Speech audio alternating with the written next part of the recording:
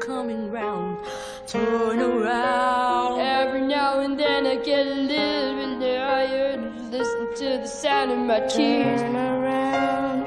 Every now and then I get a little bit nervous that the best of all the years have gone by. Turn around. Every now and then I get a little bit terrified, and then I see the look in your eyes. Turn around, bite eyes. Every now and then I fall apart. And I need you now tonight. And I need you more than ever. And if you only hold me tight, we'll be holding on forever. And we'll only be making it right. 'Cause we'll never be wrong. Together we can take it to the end of the line. Love is like a shadow on me all of the time. All of the time. My fellow Americans and autists who voted for Trump, it's your boy Dank Brandon here. I want to take a moment to congratulate the DNC on losing another election to Donald Trump. You replaced me with a candidate who has the same likability as Greasy, hobo taint and expected to win, and they say I'm the retarded one. The Democrats said that I was too old, that I was too slow, that I was a joke. Well, here's a joke for you. What do Willie Brown and the 2024 presidential election have in common? Kamala Harris blew both of them. I shouldn't have said that. But seriously, I mean, first Hillary loses to Donald and now Kamala. This man has beaten more women than Doug Emhoff. Anyways, congrats on losing to Hitler again. I hope he locked you all up this time. Dank Brandon out.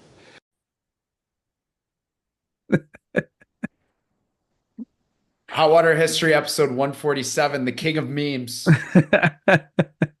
Donald Trump, the 47th president of the United States. 45, 46, and 47. Just not in office for 46. I'm not going to lie. I am still pretty shocked. Yeah, let's get into it, actually. Your election predictions had the whiff of greasy hobo taint. They sure did. And I lost a lot of money. And I had a lot of opportunistic friends that said, oh, so you didn't go to Kalashi or Polymarket? Oh, I did a little bit of both. I did a little bit of both. Speaking of, we should do another episode on this, but I've heard that the percentage of people in your age group, 18 to 24, who spend a considerable amount of their days on online gambling is wildly disproportionate to the rest of the population. I mean, it's huge. 18 to 24? I mean, 18. It's not. Are you talking about? Okay. I don't. That's what I've read. I've heard on a number of outlets. So I have to verify that. Yeah, I was doing my part last night with Kalashi. Is that how it's pronounced? Kalashi, yeah. They have such a good loop around too. I don't know if they're available in every state, but that's a pretty interesting idea if they are, because they don't have the same rules as the other gambling sites, I believe. Don't you buy shares or something like that? That's kind of the loop around. Is that so it's like a mutual fund. They call it prediction markets. So it's like, yeah, it's almost like buying a future in a stock. Okay. But the stock being, will Donald Trump be president? Will Kamala Harris be president? And well, it's interesting you say that too, because I was looking at a number of their prop bets, and their prop bets did take the style of a call or put option. Yeah. Obviously, they wouldn't be selling. Yeah, you could cash out as well. So yeah. Interesting concept. Lost some money on it last night. We'll make it back because I'm under the assumption that the economy gets slightly better. Well, the stock market roared today. The Dow was up 1,500 points, and NASDAQ was up over 500. But yeah, the predictions on my end, and that I announced on this show, I believe, cold. Swing and a miss. As hot as Bitcoin is at the record high of $75,000 a coin, I still lament. I was sitting in this room in 2017, I believe, right when I had moved here. And I was looking at Bitcoin at $1,300 a coin. And I'm thinking, uh, I can't pull the trigger on that. And look, hmm even if I just had gotten a partial or fractional coin, been very happy. You know what Trump winning the president felt like? And I was reflecting on this last night. It feels like being in high school again. Well, I did have recollections of that because I, I was teaching at school at your alma mater, my alma mater, when that happened in I know. Yeah. 2016, and the wrath that fell down. I remember the apoplectic reaction of anyone who was, left of Ronald Reagan. Or, well, I wouldn't even say Ronald Reagan, left of Mitt Romney. Right. Uh, and just it was it wasn't just an epistemological phenomenon. It was the shock and horror that struck at someone's identity who's so wrapped up in being part of the system, and that political races are confirmation of their participation in the system. It's an affirmation. And when they don't get that affirmation, they don't get that pat on the back for supporting the right person at the right time for the benefit, of course, not of themselves, but it always is in the end, but for in the progressive sense, the downtrodden, the dispossessed, and in the more Marxist sense, the proletariat. Although, has there ever been a movement, a political or ideological movement in human history that more argues for and tries to at least in words, advocates for the supposedly working class, and yet, as I forget who it was, I think it was David Axelrod, in fact, on CNN last night, who said the Democratic Party has to move away from presenting themselves as elitist, college educated, and graduate degree holding missionaries to the poor, saying, we're here to lift you up like us. And what last night's vote total and the entire Trump political movement in general indicates is a complete repudiation of that. In Italian gestures and parlance, it would be the finger flick under the chin to the pomposity of that, the egotism and the pretension of it. He's going to win the popular vote. Oh, yeah, by millions. Right now, I think it stands at a little under 4 million.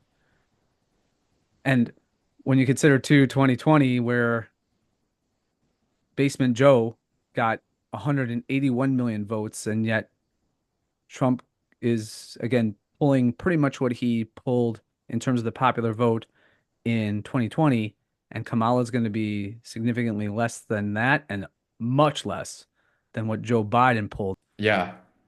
You were making the point that, I mean, 2020, we can talk about it. I think we can actually have a real conversation about that now. Even people on Twitter on the left were questioning the validity Sure. Right. from 2020. And then you see that chart. I don't know if you've seen the bar graph that's out there Right. of the red Do blue you want over the last four elections. to bring that up?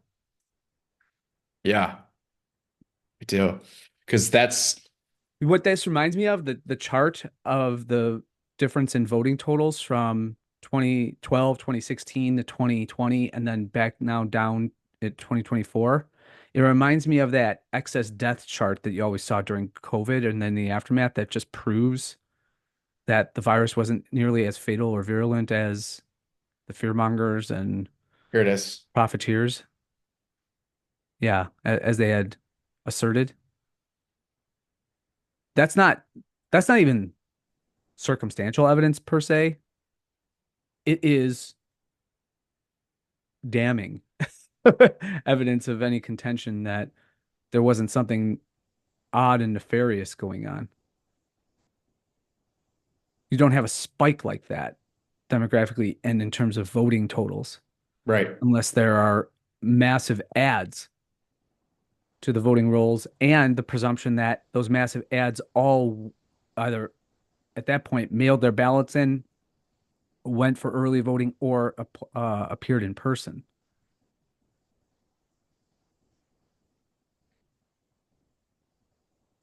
And the Republicans still had more time to get, call this 3 to 4 million more votes in 2020 than this year. Mm-hmm. That's right. That's right. Now, one could argue that maybe if the steal was at least a facet of the steal was throw some Trump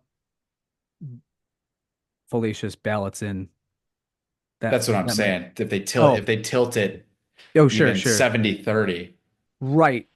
In other words, the famous Steven Crowder line where they have the Trump totals and then the Biden spike through and then winning, that type of thing. Well, maybe it didn't go straight up, although at some points it did. Right. I saw even on election night when they were looking at vote totals coming from the various states, there were bumps like that, which led me to believe that something was wrong. And the bumps always went up for Harris and went directly down for Trump. Now, what's interesting is that if you tracked Polymarket and Kalashia, the betting markets, the opposite was true. So you had that spike for Trump once it was clear that he was winning North Carolina and most likely Georgia, and then Kamala's went straight down. So as we had that, remember we had that episode on the accuracy of gambling and betting markets because Hmm. of the aggregate wisdom of the free marketplace. Same thing here with Kalashi and Polymarket doing a great deal of the most accurate prognosticating going on prior to the election. And they were calling out, I don't know if you saw it, but they were calling out the media all night. Were they? Yes. Okay, in their story bylines? They were just, I don't know how you pronounce it, Kalshi. I always heard Kalashi. They just were tweeting the whole night. They're saying Harris still has a chance. And then they would show the 95% Trump, 5% Harris. And then they would just make fun of the actual chance. Mm, The mainstream media is hours behind on this. yeah. Well, and Okay, there was clear reluctance. let's talk about the networks for a second. Mm. This is someone who doesn't watch a minute of cable news until tonight. What do you think of their performance there, Charlie? I wanted to mention this. MSNBC is way worse than CNN now. I didn't take in a lot of MSNBC. I never do. I was just flipping around the channels, doing 5 minutes here, 5 minutes here. Yes, MSNBC is brutal. And Fox, by the way, is so boring now. absolutely. They are so boring. Oh my gosh. I felt like I was in a retirement home watching Fox News. The Neocon network. So the only time they get really pumped up and their coverage tends to be rather dramatic is when they're talking about war. It's the Yeah. Wolf Blitzer of networks, ironically, because he works at CNN or has so for so long. That's what Fox News is. And they do get pepped up for Israel, especially. They get pepped up for Israel, boy. I mean, they might as well. Do you remember that episode months ago where Zelensky came to Congress and they were all waving the Ukrainian flags? Although that wasn't televised, they had to have a secret camera footage come out with that. Well, that's what Fox News is. They might as well do that. In behind the scenes, I swear the cameramen are all waving Israeli flags at Fox News. The best broadcasts were the Charlie Kirk live stream that I saw last night and then the Tucker live stream. And it just goes to show that the corporate press at all levels in all directions is done. It Yeah, is it's AM radio. I It, can I it might be even older than that. can I add just in terms of my own again subjective viewing experience, a personal viewing experience from last night.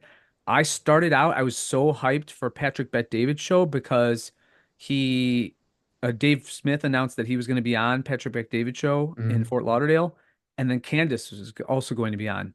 So I even set the reminder on YouTube This is when it starts and everything. I was pumped. I tuned it on. The first half of it, no Candace, no Dave Smith. And I'm going, and the guys they had on there were so boring. And whatever it is, the cadence, the accent of Patrick Bet David, or it's this kind of non-committal trying to be Joe Rogan, but Iranian immigrant Joe Rogan, it does not play with me. I find it extremely tedious listening to his show. And his language, it's so slow, it's so drawn out like that. And it's just, I thought the guests were just worthless until later on they find, and everyone's in the chat stream going, "Where's Candace? Where's Dave Smith? Where's Candace? Where's Dave Smith?" These other guys, what they had some famous comedian who I recognize his face, but I don't Brian something. I had no idea really who he was other than by I don't know, maybe I saw him in a B-roll in a movie, but Wait, who is it? I don't Is it remember. Brian Callen? It might have been. I don't know. That'd be hilarious if that was Brian Callen. But anyway, did they get back on? Did Well, Dave come on? he did eventually, but by that time I had tuned out. And so what I was watching Dave and Candace was in clips afterwards. And I started to tune into, I got me some Alex Jones coverage. Oh, I did my 2 minutes of Alex. My InfoWars coverage was pretty good. Did you have the sense too? I got a little bit perturbed, even vexed. Let's call it vexed. I got the sense and tone when I was listening to just the random radio stations, talk shows, that they thought Kamala Harris was ahead. And I want to say at about 2 o'clock, 2:30 in the afternoon. And just the commentary and the tone and the inference that was being used on a variety of shows. I listened, for example, to Sean Thompson. He was talking about how this is confirmation that communism has taken over. And I'm thinking, oh, wow, well, the exit polling must show something that both the betting markets and the more general polls, the standard polls, were not illustrating. But it ended up being that the polls underestimated Trump again. As did I. Yes, you not only you you went in the reverse. An overwhelming Kamala Harris victory. Yeah. Was your forecast? I bought the blue wall propaganda. The I blue was I wall. was I was actually big on Trump to win Pennsylvania and lose the election, which I guess doesn't make a whole lot of sense. Well, it did if he lost North Carolina and Georgia. Yeah. She had now. I was amazed by. Oh, can we talk just politically for a second? I had a tweet today. I don't know if you saw, It's but been the episode, yeah. well, but I was from the perspective of a libertarian or ANCAP, the most rewarding story from the night, from my perspective, is that just look at Michigan. Trump wins Michigan, and prior to the very end of the night, he was up by a massive percentage. At one point, I think he was up by 7%, 6 or 7% in Michigan at about 1 or 2 a.m. And then, of course, you have the other ballots coming in. So he still pulls Michigan out in the tens of thousands. Did you see that he flipped Dearborn, Michigan? A community with the highest concentration of Arab Muslims, I saw that. which in previous presidential elections, and for that matter, congressional/national elections, had gone for either the Democrat or heavy for Jill Stein. I think they recognize that she's the peacenik candidate. And Trump made a last minute, what would you call it, outreach to the Arab American community, particularly in Michigan. And Dearborn flipped. He got something like 48% of the vote in Dearborn, Michigan, in Wayne County. That's amazing. Why I say that's so otherworldly and to my mind unexpected is that if you look at just the vote totals for Michigan, we're talking about a few thousand here in this county, a few thousand there in that county. And when we talk about the dominance of Wayne County in the proportional representation of the greater state of Michigan, I mean, it's significant. Yeah. But beyond that, the Senate race between Mike Rogers and Elise Slotnick. Now, it appears as though, and they called the election for Slotnick in Michigan, but Rogers was up most of the night. But he's going to go ahead and lose by about anywhere from 15 to 40,000 votes. So, in large part, one could argue, electorally speaking, that Trump's outreach and at the very least, his presentation as being the new peace candidate to end all of the strife, turmoil fomented, indeed, one could argue, created by the Obama, Biden, Harris regime.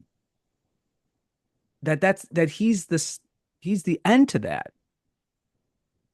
It probably propelled him over the top, or at the very least, it didn't prohibit him winning, and it might have prohibited Rogers, who, by the way, is a neocon and is so pro-Israel and in the AIPAC lobby bag that he couldn't possibly have presented himself as anything but a Zionist. Was that the difference in Michigan? Well, it may or may not have been in terms of the raw numbers. I suppose we'll never know. Well, indeed, we will never know because we can't read the intent and minds of your average Michigan voter. But we do have those totals from Dearborn and the response. The differentiate. And, by the way, in the tweet, I went to the city of Dearborn, Michigan's electoral results.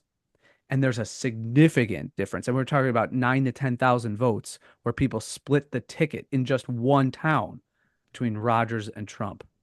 So they voted for Trump, but they voted for someone else. Might have been Slotkin, might have been someone else for the Senate.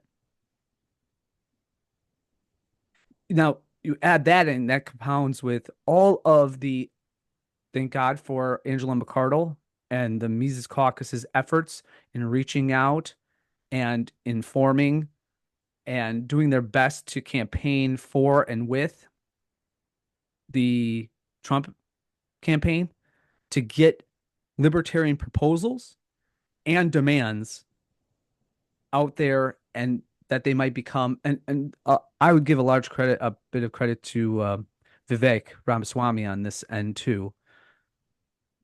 But you compound, or you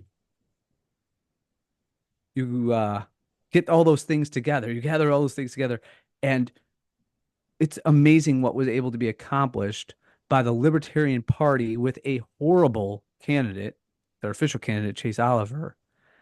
In fact, if Dave would have been nominated and won for president, maybe Trump doesn't win. I was thinking the same thing. So the fact that Chase Oliver was nominated in the most serpentine and sinister of ways, you could argue, to be the LP nominee over Michael Rectenwald was anyone's logical choice.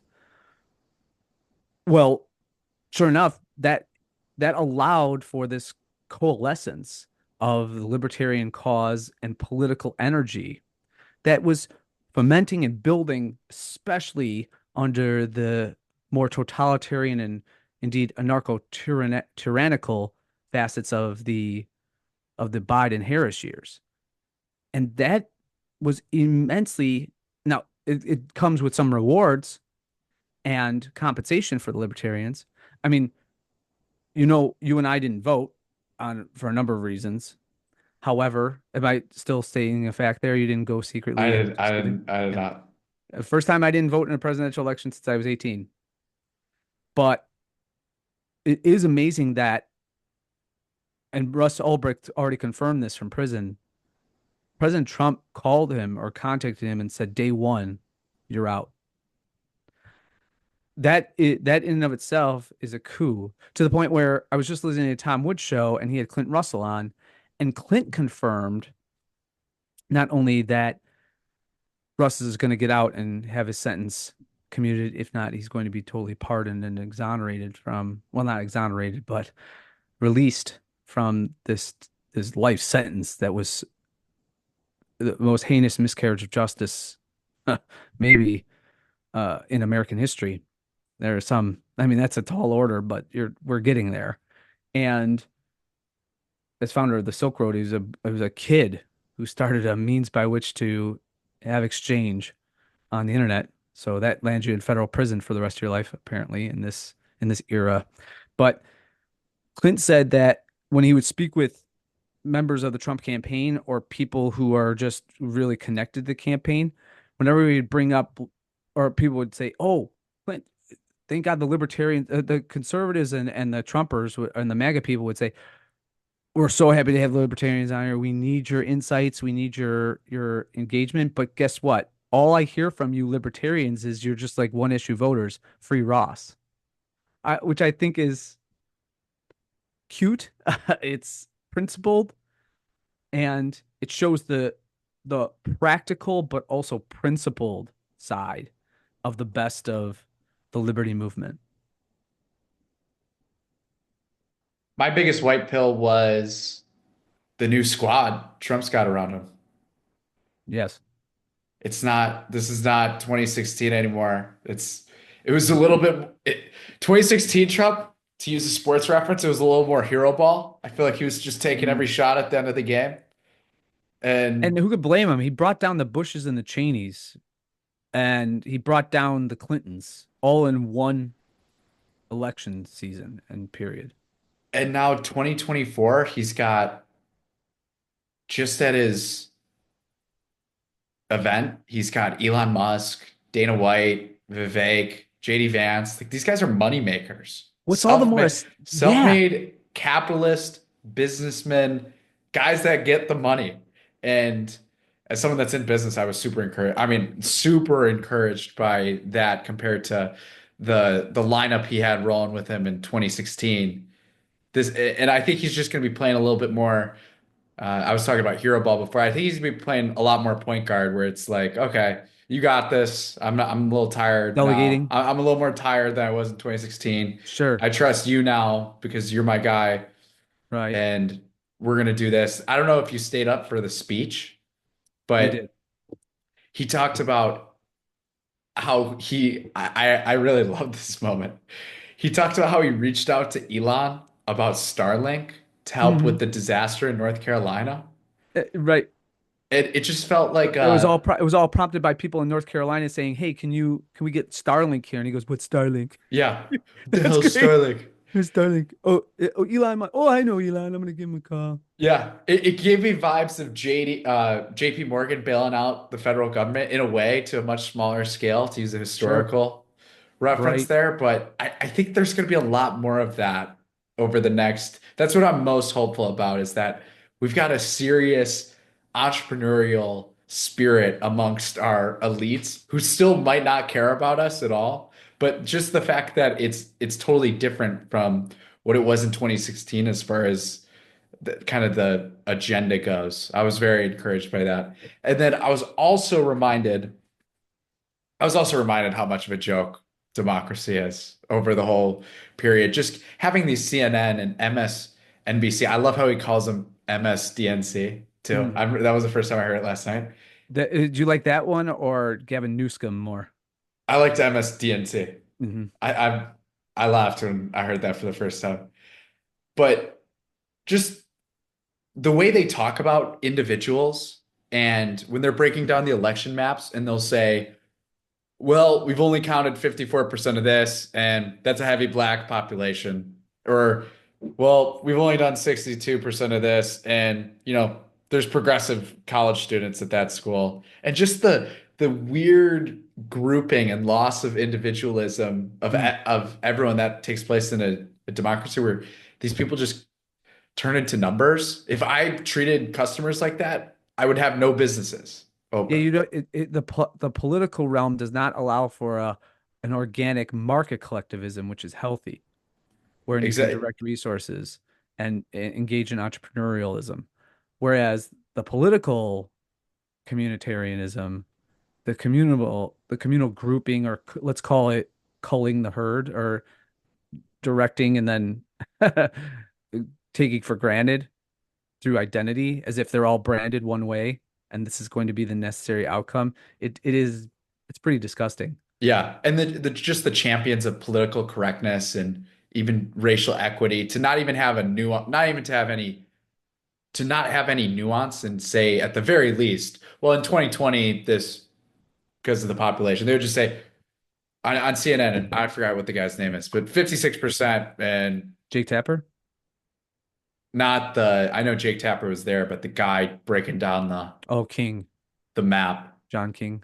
Yeah, just 56%. Well, Sure. we've got a lot of a heavy black male population here. That'll probably come in. So I don't know. I that rubbed me the wrong way, at least the matter of factness in that delivery. A point about the Trump constituency and its true diversity of background, opinion, yes, to a degree, race and identity.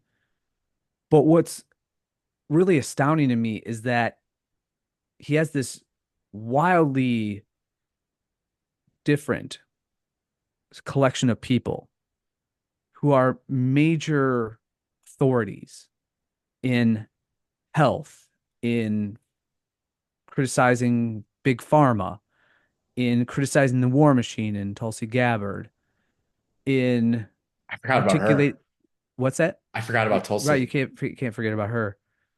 And I thought Nicole Shanahan was heroic in the way she campaigned, and the way that she was able to exercise her independence and say, "I'm a lifelong Democrat." And you have that video of her voting on stage as she was giving a speech, and I'm a first-time Trump voter. Trump was the magnet to all of them, but they were attracted to him rather than him pulling them in. And that dynamic is important. One, because he did not, and I don't know if he's even capable of doing this other than through a type of art of the deal, but he did not have to surrender any of his Trump instinctual qualities and characteristics, nor any of his perceived principles, talking points, or anything like that. He was able to run a distinctive and unique campaign that drew in, and to I will admit that a lot of that was just Biden and Harris through their narco tyranny and just pure foibles, missteps, and then almost intentional ostracizing of these people, that they were pushed toward Trump. But you have a lot of forces going on. You have the pushing of the Democrats of these people out. And I want to draw back to that. And then, of course, the magnetism of Trump, and then the wave of going back to the memes, which we'll go back to in a moment too, is like there's a natural attractant to that. It builds, and there's a fueling conflagration going on there, and it's like moths to a bright light, and you see other moths being drawn to it. I don't know. I'm not speaking as a biologist or an insect expert, but there's this natural attractant. But going back to, I'm glad you made that historical analogy to Grover Cleveland and J.P. Morgan bailing out the federal government in 1894, or toward the end, of 1893 during the Panic of 1892.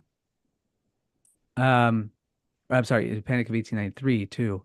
And, in that dynamic, J.P. Morgan was the real driving force behind eventually the Federal Reserve. And J.P. Morgan, yes, he bailed out in a rather capitalistic way the federal government at the time. And I would prefer that to any type of default that might take place.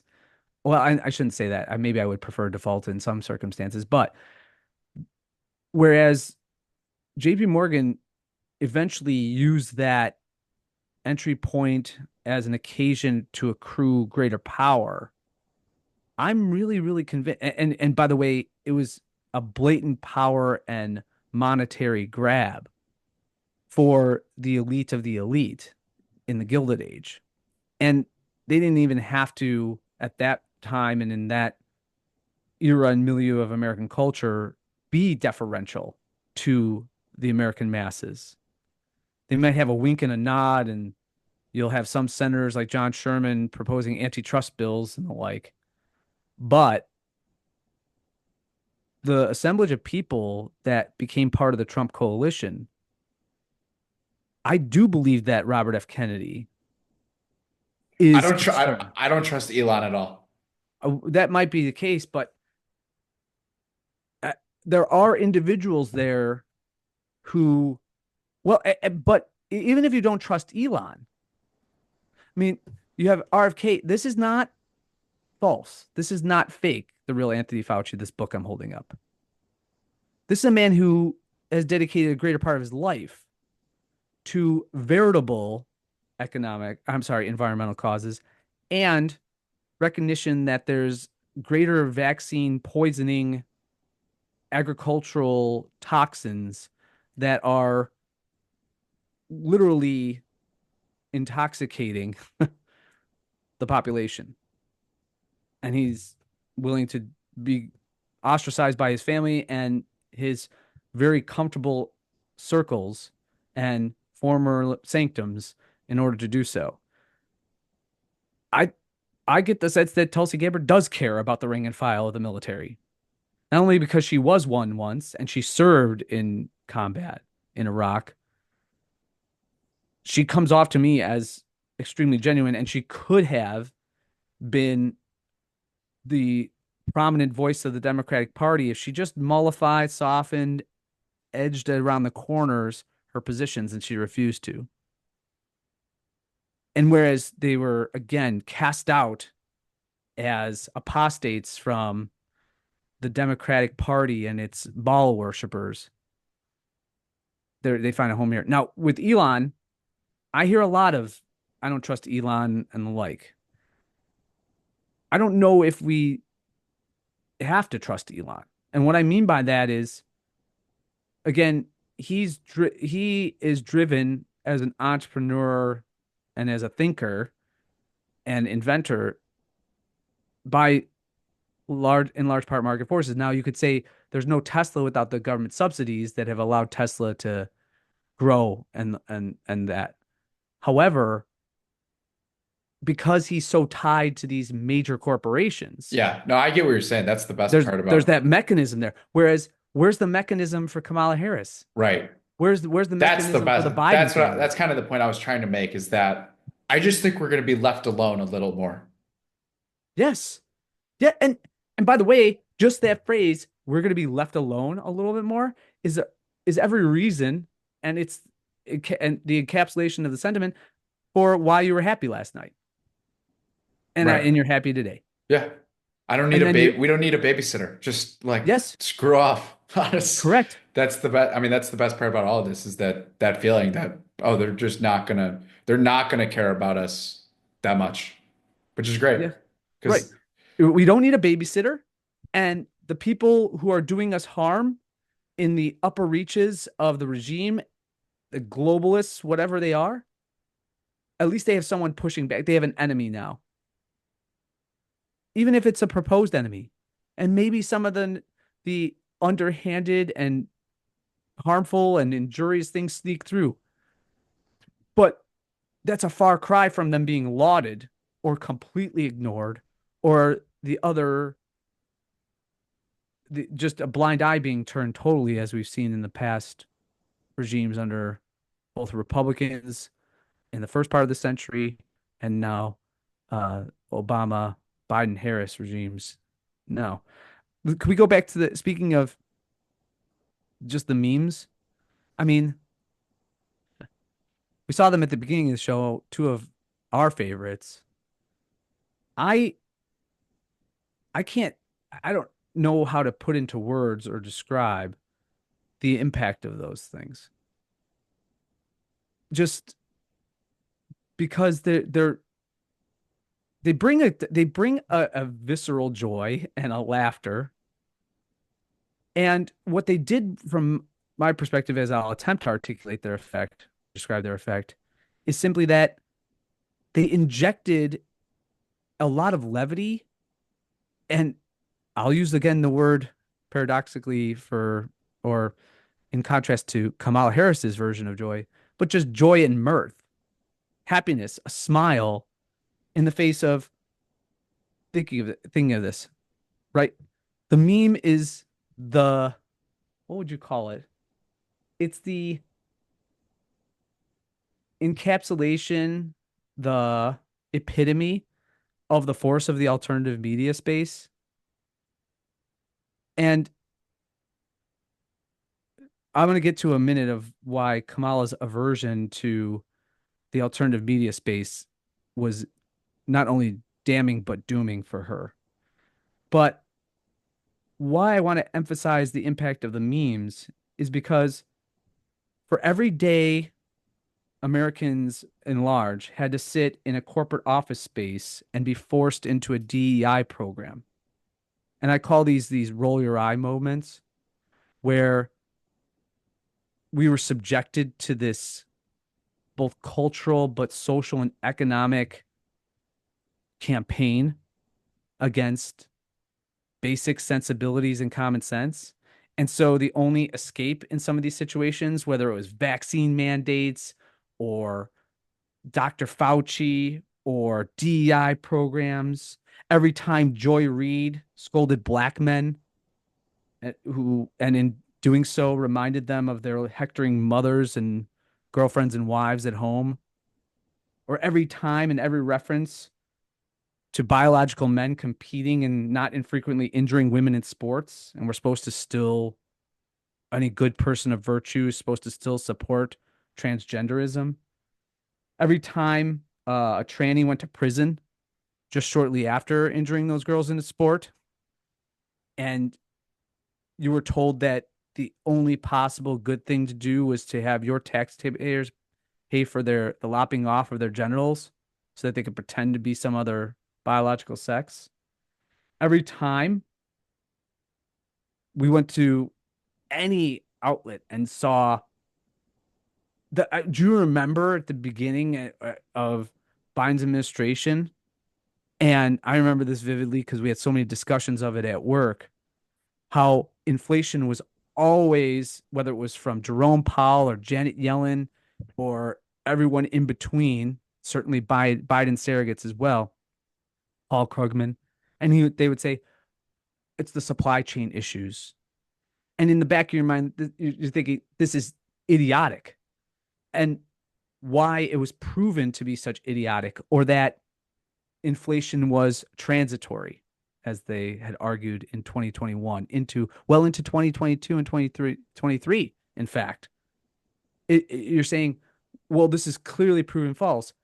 If it is indeed, and in their instinctual essence, people realize that inflation is a monetary phenomenon. In other words, there's a little Milton Friedman in everyone. and to blame this bugaboo and this boogeyman of supply chains became totally impossible when all the supply chains, and we started hearing about excess inventory, right? And still, so the supply chains are fixed by 2020, late 2021, early 2022. And we have a glut of goods and an increase of services. And sure enough, prices still continue to escalate at even a greater rate. They never came back down. Right. And then no one believed for a moment.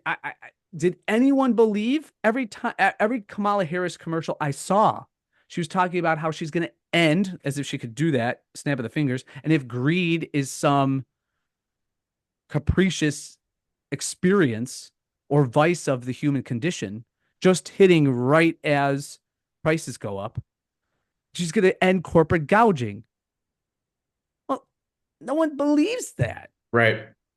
With an IQ above 80. So the lies compounded upon lies allowed you to continue to eye roll to the point where your ocular muscles were getting strained. The bigger, of course, with all, and then you compound those with all. See, what happened was, in my estimation, all of those eye rolls, there was no difference than when people saw Trump eye roll and all the reasons he had to eye roll. The lawfare against him, the constant appearances in court, the absurd indictments, Russiagate, the impeachments, and being told over and over again that the guy's Hitler, and then the most absurd of lies, the Charleston thing, the very good people hoax, or equally fine people hoax. Then you have at the end their last desperate attempt. He wants to put Liz Cheney in front of a firing squad, which, by the way, again, I was already desiring he win. That almost drove me to the polls, only to find out I was a little disappointed when he just meant that she's a chicken hawk, just like all the rest of the people who send our primarily young men off to war in distant and disparate and inconsequential but devastating foreign campaigns around the world to support this absurd war machine and empire. It all amounted to an eye roll. And then at the end of an eye roll, not only do you have the vindication and the justification, you have the joy of seeing that what you were casting aspersions upon was all house of cards anyway. That's what's so rewarding.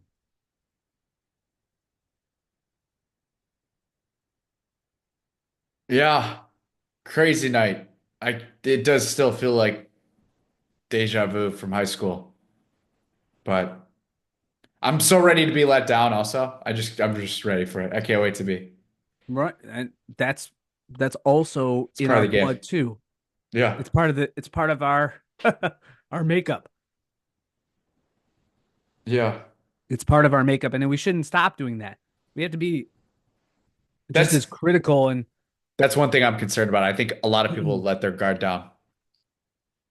yeah, we can't be prone to that type of sloth. Be virulent, be adamant. Last So thing about a unique twist that I found, whether it's in regard to the memes or all the alternative media platforms that Trump obviously availed himself of, and Kamala saw as an impediment. Think about it. Her aversion to the alternative media space and the way Trump captured it was born of, ironically, the by and large kid glove treatment she received from every corporate media outlet, with the exclusion of the Brett Baer interview.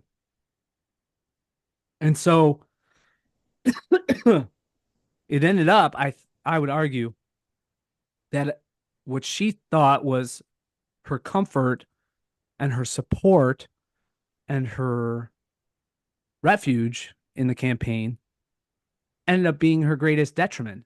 yeah, That level of comfort and, I suppose, just, yeah, an unwillingness to be challenged really served her, really was a disservice, ended up being a terrible disservice to her.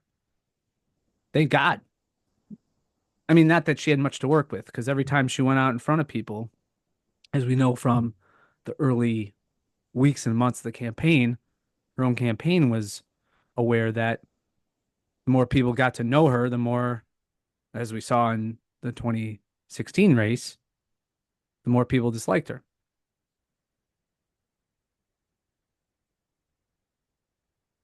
Do you want to talk about a town that wasn't too happy about last night? Absolutely. Here it is. Meanwhile in Oak Park. Should we go to your gay suburb now? The people segment. Meanwhile, in Oak Park, they had a brutal night last night. That's another plus about that we shouldn't go unnoticed. Don't look at this. Actually, let's just talk about this first. Okay. We talked about this last couple weeks. Oak Park's next clerk to get a 3% raise for 3 years. Next elected clerk's starting salary will be $107,000. Oak Park's next elected clerk will receive a 3% raise in 2026, 2027, and 2028. The new raise structure comes a week after trustees raised the base salary for the position to 107,000 from 76,625. Wait, so the 3% is on top of the 107? Yep. Wow. On Tuesday, trustees decided to stick with a set annual increase 3%, but only for the next clerk's term from 2025 to 2029. After that, a future village board can decide whether they want to change that parameter again. Depending on if they know the clerk. Right. So we talked about that. There's one other one I wanted to talk about. Amazing the ability and quality for them to scrounge Oh, out some money. Oh, Stormy Daniels gonna do stand up in Oak Park if you want to come. oh gosh. I absolutely want to not go. But it might be entertaining. Oak Park operating departments ask for more money. This includes a 25% increase for the public health department and a bump up in the police budget. Oak Park's operating departments, including police, public health, public works, fire, development services, and neighborhood services, are asking for more money in fiscal year 2025. The first draft When of the are we gonna get that article where they ask for less money? The first draft of the proposed 2025 budget, according to interim CFO Donna Gaydon, has expenditures and revenue each at about $87 million. That's up about $4.8 million from 2024. That increase includes cost of living adjustments, one-time expenses, and village board goals. I love the cost of living. It's the most ridiculous expense increase. Cost of living is like the Benedictus for Illinois state politics. Right. The Oak Park Police Department provides law enforcement services to the community. The budget for this department is proposed at $29 million in 2025, up from $28.7 million in 2024. It has the largest proposed total budget of the village's operating departments. Police Chief Shatanya Johnson said the department has 82 officers, down lower from earlier this year. Police are budgeted for 118 officers. Defund the police is going in a wildly different direction, isn't it? Quote, I am anticipating and working diligently to secure full staffing by the end of next year, Johnson told the board.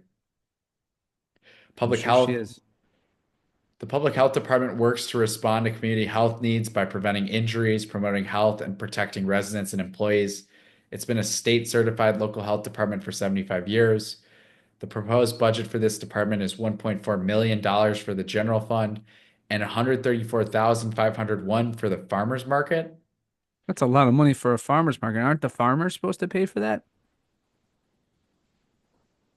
These numbers are up from almost 1.2 million and 114,659. This is a good quote. Two good quotes. Quote, this may be the first time in the last 4 years since 2020 that this department has not been responding to a declared public health emergency.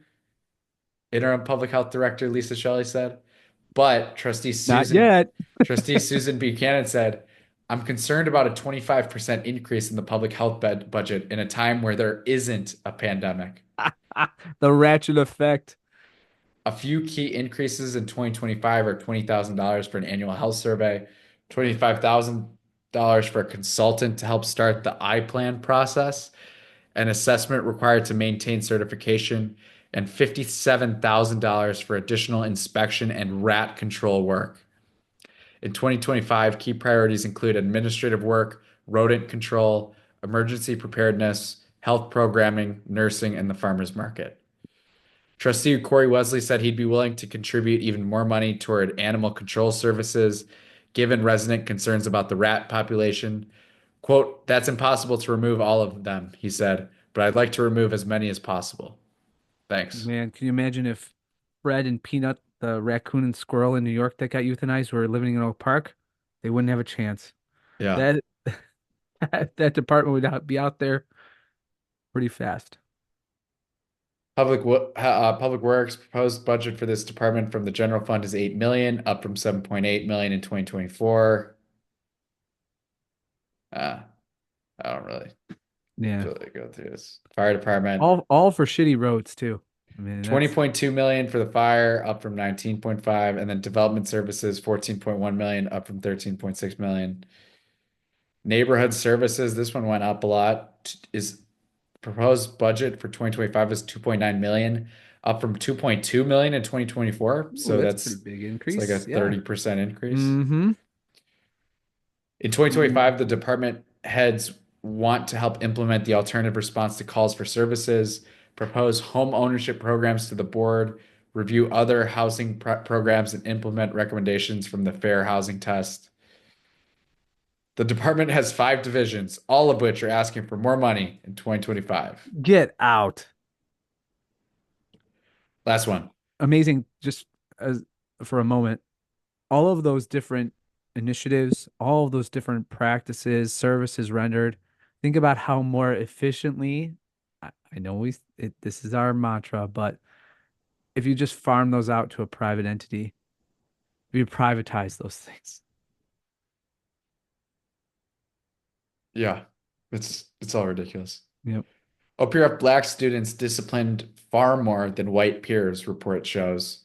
Despite the district's efforts to change, the disparity persists. New data from These crackers are conformists. New data from Oak Park and River Forest High School discipline practices review shows that although incidents as a whole dropped 28%, black students are still reprimanded far more than their white peers. The data presented last month at the district's Committee of the Whole meeting showed the number of incidents declined from 794 in 2023. That was a crazy year. 2023 OPRF, we were all over that. Remember the fights breaking out every week and just the totals? Yes. Declined from 794 in 2023 to 571 in 2024. All in the AP calculus classes too. Yeah, Wild. right. Still got 2 months to go too on this. Despite this decline, It's cosine of pi, asshole. we've got some more pay-per-views on the books. Despite this decline, the number of some types of violations, including behaviors that disrupt the classroom and using electronic devices, increased. The latter alone jumped 85%. Wow. Okay. So they're just on their phone instead of fighting. Instead of not learning. Despite the district's focus on equity, the disparities among black students persist. According to the data, black students made up at least 53% of those disciplined, compared with 32% for white students. The discipline rate for multiracial students, the next largest group, was 12%. Black students also made up a disproportionate amount of out-of-school suspensions, or 13 out of 19 students suspended. That's a high proportion. The Committee of the Whole acknowledged this. That's such a funny name. The Committee of the Whole. Acknowledged by the this, way, it's not. It's WHOLE. Yeah, right. Acknowledged this data. The Oak Park Women's Club is the Committee of the Whole. The Committee of the Whole acknowledged this data and said that next steps include continuing to use, quote, proactive interventions that address trauma-impacted students. Curtis Diggs, a trauma-informed interventionist who works directly with students at OPRF High School, said he uses the school's disciplinary data as a way to add students to his caseload. This allows him to check in with them weekly to review their attendance, behavior, and grade data. The number one key to implementing trauma-informed responses is building authentic, trusting relationships with students, Diggs said. Historically, Black people in this country have been oppressed and marginalized, which has caused generational trauma from discrimination and racism. Helping Black students not just know but truly feel they are safe, supported, and accepted is critical. Can we send Mr. Diggs a copy of Thomas Sowell and Walter Williams books? One of the key goals of OPRF's 2024-25 Behavior Education Plan is to promote teaching and intervention over consequences, and is designed to help students return to the classroom while making them less likely to continue the same behaviors. According to Vice Principal of Operations David Narain, the plan also takes into account Senate Bill 0100, which was designed to limit the amount of out-of-school suspensions. Narain said in his experience attempting to address racial disparities in the past and digging down to the root cause, Oh, the root cause. he found that students' behaviors are in part connected to situations in their home lives. Quote, but of course, the incidents already occurred, so it's going to be captured in the data. And that's the difficulty, right? He said, we often don't find out how to support the student until an incident has occurred. So we are continually seeking out ways to be more proactive and cast this net, so to speak, so that we have more information flowing to us about these students without profiling them from the beginning. Isn't that he described profiling them and then lamented profiling them, right? Say that again?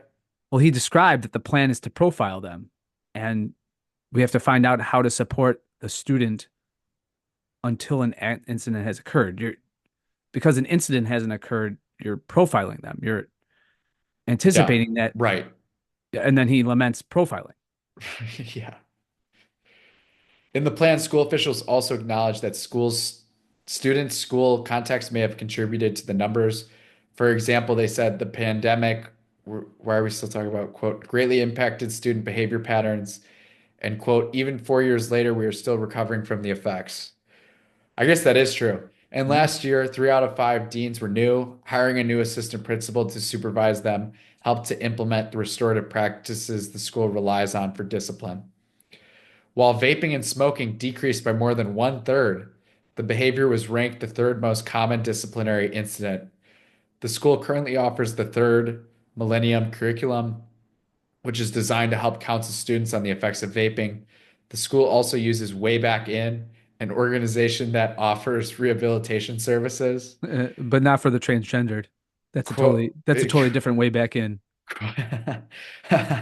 Quote, we know that those behaviors tend to have their root in some kind of social, emotional concern, and they try to get to the root of that and help the kids find healthier ways to address those, Narain said.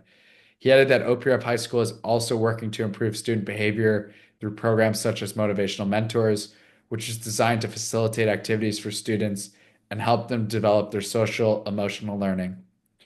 Quote, when it comes to addressing student concerns as they arise, a behavior response lead would be asked to respond to that, and they would more than likely develop a relationship and talk with them, he said.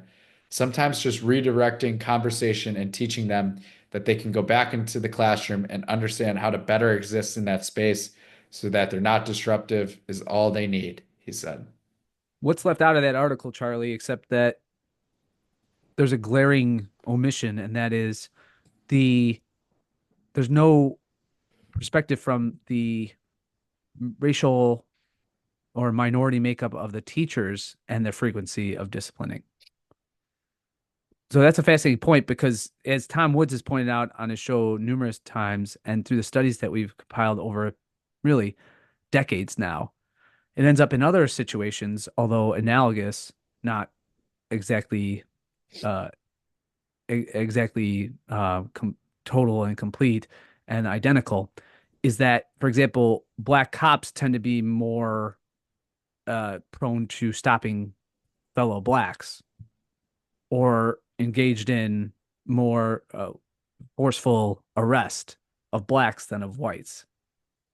So what's the dynamic going on with the teachers and their disciplinary breakdown? That might be interesting. I don't think we're going to get answers if you called the superintendent of Oak Park Schools, though. Yeah. Mm-hmm. That was. Meanwhile in Oak Park. What would have happened if I'd gone for it and just said, no, I'm gay.